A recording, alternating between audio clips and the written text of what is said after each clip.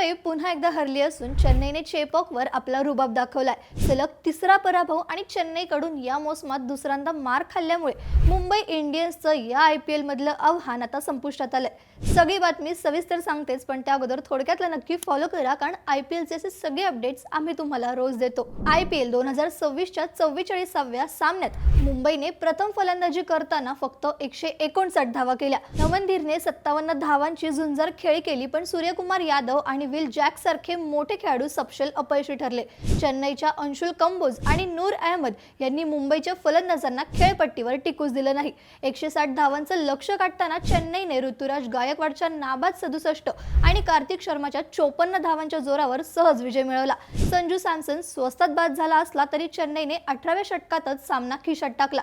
या विजयामुळे चेन्नई आता गुणतालिकेत 6व्या क्रमांकावर पोहोचली आहे, तर मुंबईसाठी प्लेऑफचे दरवाजे बंद झाले आहेत। याबाबत तुम्हाला काय वाटतं? तुमचं मत मला कमेंट्समध्ये नक्की सांगा आणि अशाच अपडेटसाठी थोडक्यातला नक्की फॉलो करा। बातमी म्हणजे थोडक्यात।